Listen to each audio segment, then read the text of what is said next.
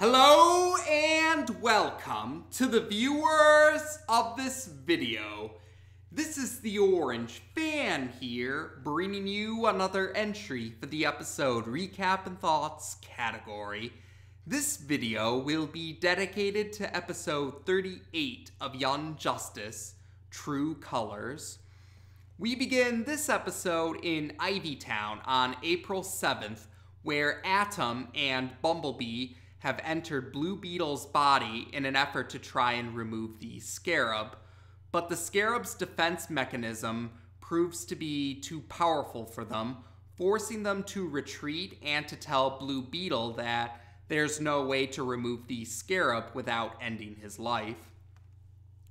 The next scene takes us to Bloodhaven on April 8th, where a handful of the Young Justice team members have gathered together in the warehouse from the previous episode, which has now become the temporary headquarters for the Young Justice team due to the Hall of Justice being demolished during the fight with Despero in the previous episode. They're watching the news where G. Gordon Godfrey continues to spread his anti-Justice League propaganda, but he also mentions that Lex Luthor and the Reach have teamed up for a project which they claim will improve the food production of the planet Earth.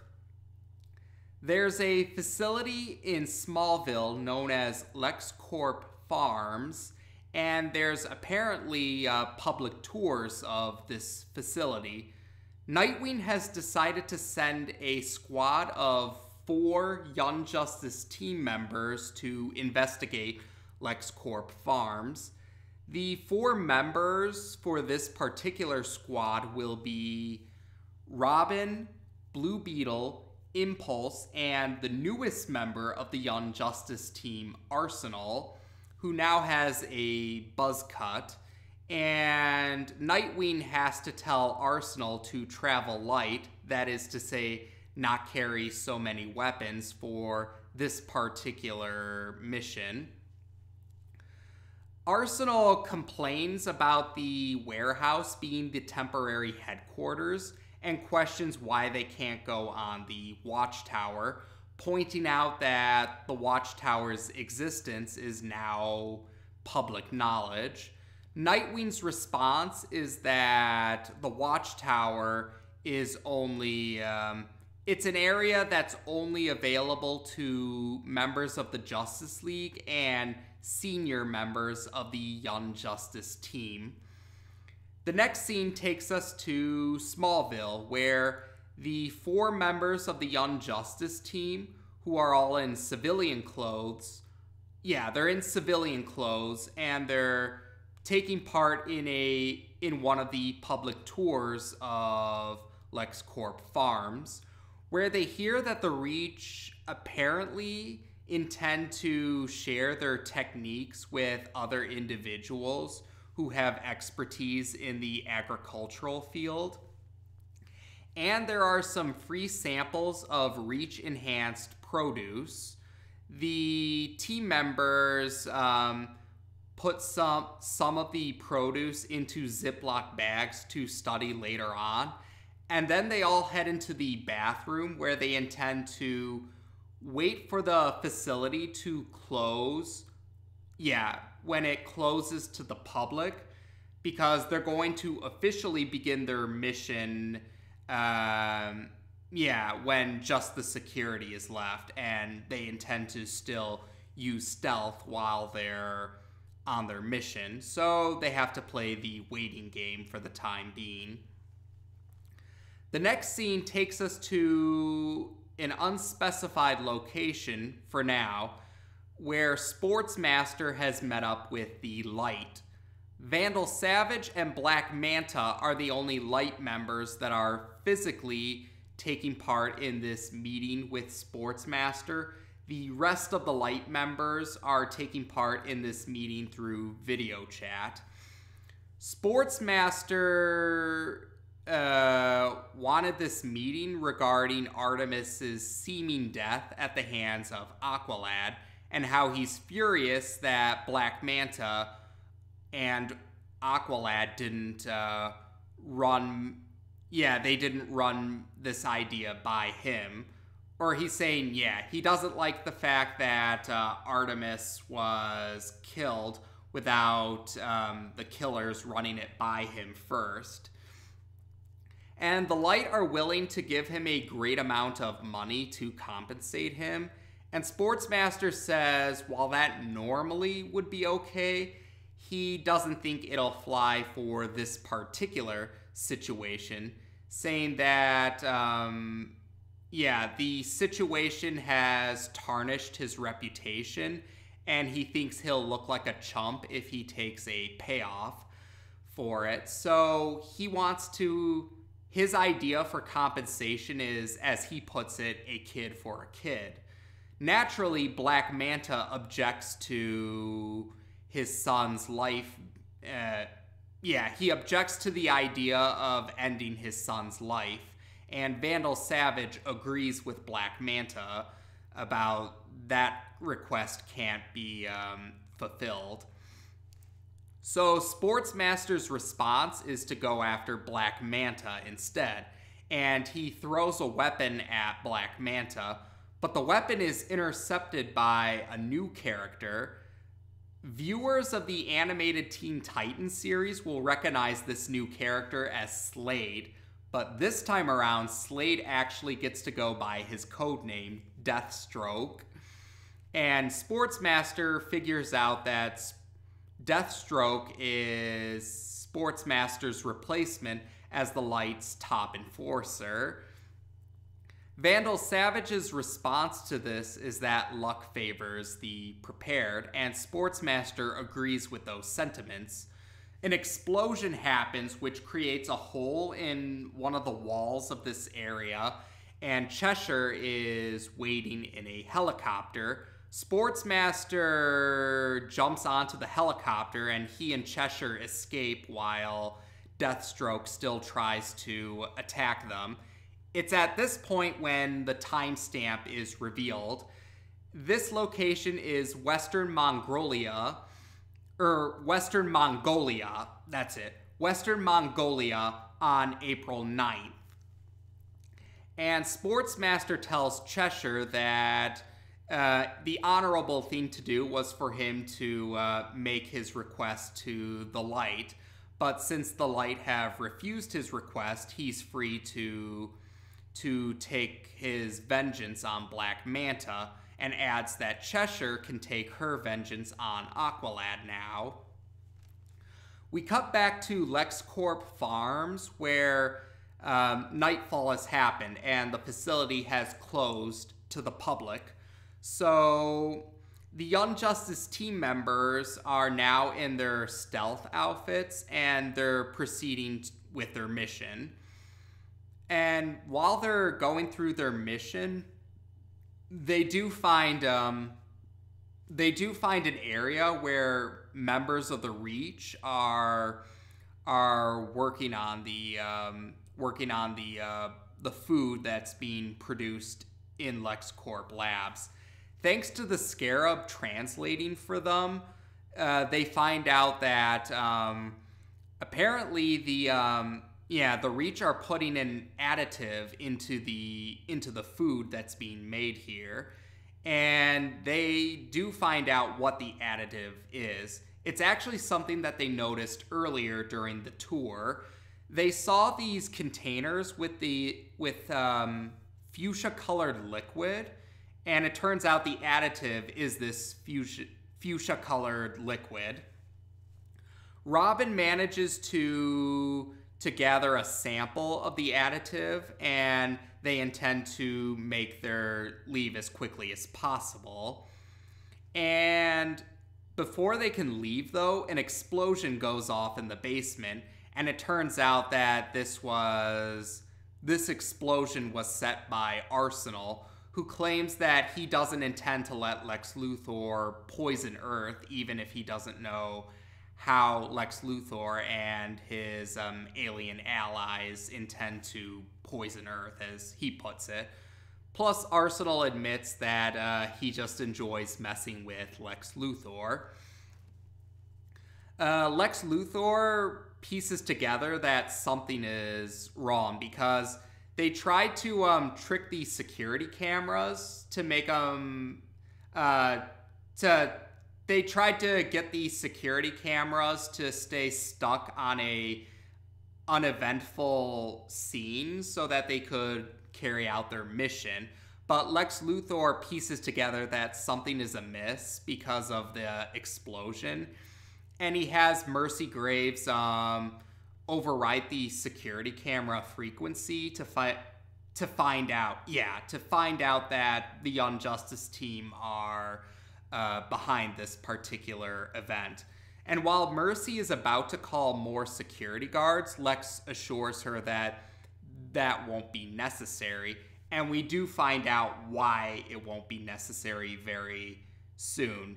And the reason is because Black Beetle is at LexCorp Labs, and he prepares to fight the Young Justice team members that are present. It's made clear early on that one of Arsenal's weapons, a laser, is the only weapon that's doing any sort of... the laser is the most effective weapon against Black Beetle, essentially. And while Blue Beetle could match Black Beetle if he let the Scarab take full control of the Blue Beetle armor, like what happened in Before the Dawn, Blue Beetle is unwilling to let the Scarab have full control again because he's worried about Impulse's prophecy. Now, while the fight is going on, we do cut to the Atlantic Ocean on April 9th, and we see that Black Manta and Vandal Savage are on the Manta sub, and they're visiting Aqualad, who's still in a catatonic state. Black Manta is upset that his son has been put into this position, and he vows to have his revenge against Miss Martian, who he refers to as the Martian Witch. Vandal Savage assures Black Manta that vengeance will be his in time, but for now they need to heal Aqualad of the injury that Miss Martian has done to him. And he recruited help from Queen Bee. More specifically, he had Simon come in because he intends for Simon to telepathically restore Aqualad's mind. We then cut back to LexCorp Labs, where the Young Justice team members continue to fight Black Beetle. Eventually, they are able to distract him long enough so they can escape, and they try to head into a cornfield. But Black Beetle quickly catches up to them, and things look bad for the young heroes. But then suddenly, they find out that there's another Scarab wielder in the cornfield. And this Scarab wielder, his armor is colored green. And after he starts to fight Black Beetle, the heroes figure out that this Scarab wielder is actually a Martian, and they call him Green Beetle. Green Beetle telepathically links the heroes up so that they can coordinate an attack better. He's voiced by Phil Lamar, who's using a voice similar to the voice he uses for the main character of Samurai Jack. But anyway, Green Beetle helps the Young Justice team members fight Black Beetle, and it looks like things are going well. Blue Beetle and Green Beetle work together to use a sonic-based weapon on Black Beetle, and it manages to stun him long enough so that they can escape.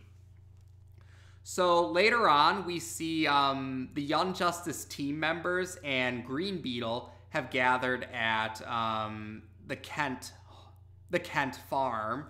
Yeah, Nightwing and Superboy are there, and they're thanking Jonathan Kent for allowing Green Beetle to stay in the Kent family farm, stay on the farm while the rest of the heroes try to verify Green Beetle's story.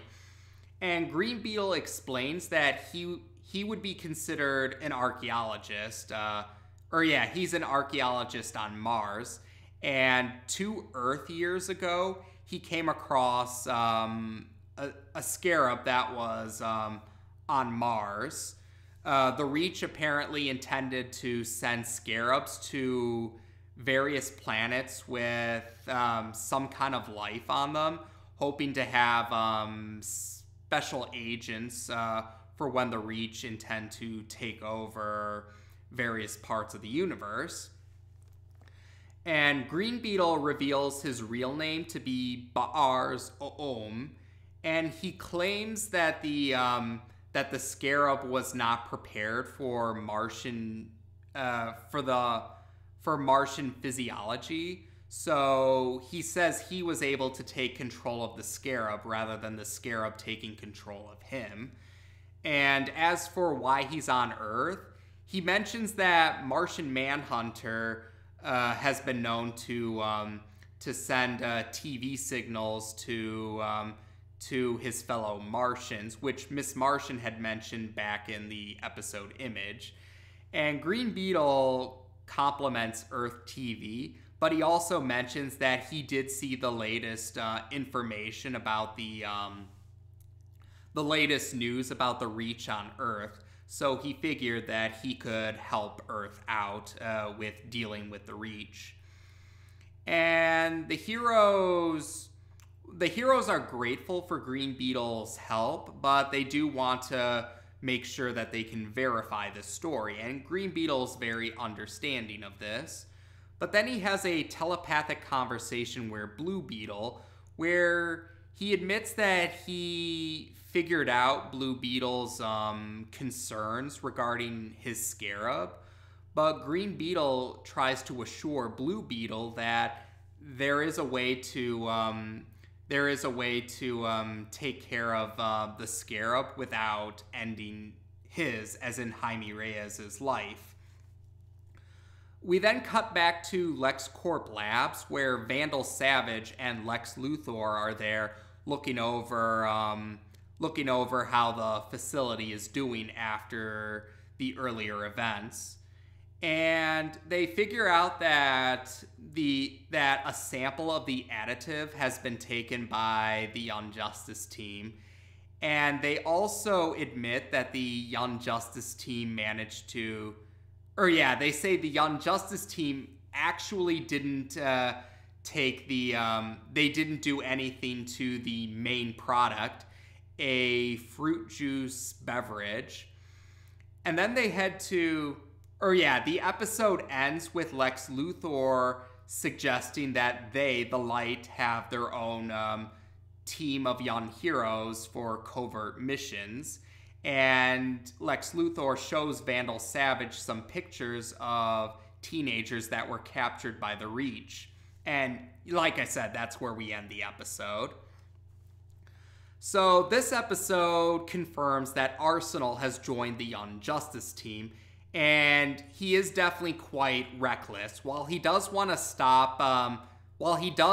fight the good fight, he has let his vendetta towards Lex Luthor get the better of him. And this is another episode where Robin, the Tim Drake Robin, gets to play an important role, since otherwise he's not too prevalent in the grand scheme of Season 2. And this introduced a new character, Green Beetle. He was not in any previous version. He's a new character for Young Justice. And I have to say, I really thought that was a clever idea, having a Martian also be a scarab wielder. And personally, I'm hopeful that Green Beetle appears again in future adaptations relating to DC, or also I'm hopeful that Green Beetle will be added to the main DC comics as well. I mean, he's such a great idea for a character that it would be a shame that if he doesn't appear again. So I really like Green Beetle. Otherwise, we do see Deathstroke has now become the Light's top enforcer now, and Sportsmaster is no longer affiliated with them. And we have trouble on our hands with Simon planning to restore Aqualad's mind. But yeah, given Aqualad was an undercover agent, that could spell trouble for Aqualad and Artemis. But we'll see the results of that particular detail in the next episode. Otherwise, yeah, there we go for this particular episode. I did like, there were a lot of things I enjoyed about this particular episode. Like I said, Green Beetle's introduction was the highlight for me. And it actually is I remember back when the episode first aired, a lot of people were definitely speculating about how trustworthy Green Beetle is, or was Green Beetle an example of too good to be true, or was he sincere? You'll find out about that in the you'll find out in the upcoming episodes. But yeah, it's definitely adds a nice small mystery to the show. But there you go. We've now discussed episode 38 of Young Justice on this channel. Take care, and until next time.